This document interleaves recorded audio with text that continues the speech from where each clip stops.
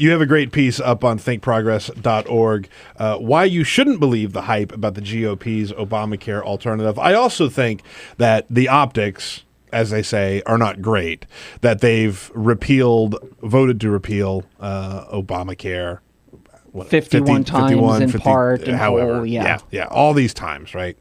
And yet here we are. It took them 4 years to actually get a quote unquote serious alternative on the table. I over the weekend I had a great weekend, by the way. Thank you for asking. I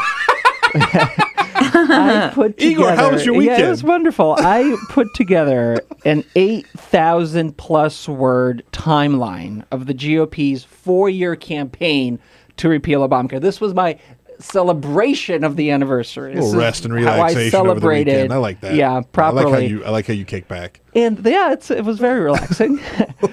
And, I realized that, initially, it was interesting. Initially, in 2010, as soon as it passed, they didn't really want to repeal the whole thing. In fact, you had leaders of the party, Boehner, Cantor, kind of being really hesitant. Can we really take this whole thing away? Maybe we can do bits and pieces, but not the law as a whole, because parts of it seem to be popular. They tried to take credit for the popular parts of the law. You remember all that? Yeah, I do, yes. Now, over time, they kind of held hands with the most conservative members of the party, and now they, of course, want to repeal the whole thing. But what really struck me in putting this together is the pettiness of it all.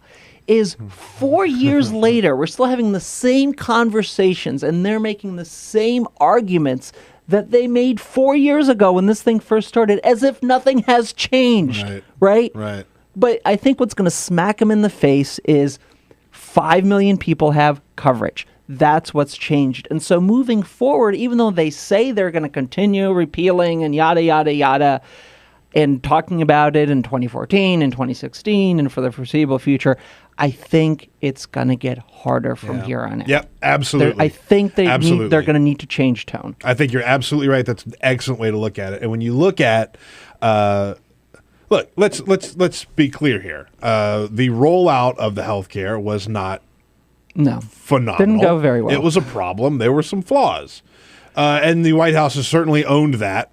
And I don't know that they downplayed it that much. I think they certainly just hit it head on. But I think that no matter what gets thrown their way, they can always just say 5 million people, as of now, right?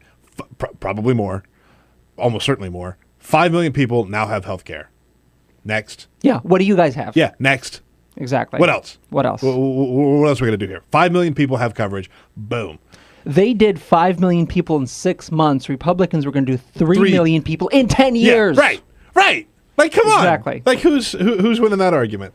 On that issue, so the Supreme Court is now going to be taking a look at this religious liberty part of the contraception mandate here in the healthcare law. This is the Hobby Lobby case. What happens here? What are we looking at? Well, the court, no one can predict, as what Jeffrey Toobin learned. No one really knows how they're going to come down when it comes to healthcare. And here the big question is, of course, can for-profit companies deny people access to certain healthcare services? In this case, it's contraception, that these folks have a religious Christian objection to providing certain forms of contraception to women, and they don't think they should be able to do it as part of their healthcare benefits package, that they should be exempt from it. The problem here, though, is in this case, yes, it's contraception, but you can have religious objections to all kinds of services, to providing HIV treatment to someone because he's gay, for instance, if you have a religious objection to that. Blood transfusions are against certain religions. Some people don't believe in health insurance. I mean, it goes on and on and on. And I think the court is really going to have to grapple with, if we allow Hobby Lobby and certain religious for-profit companies not to offer contraception, does this open the door for companies now being religious entities, for companies, having some kind of soul and being treated just like a person, as Mitt Romney famously said, corporations are people, too, my friends. Yes, exactly.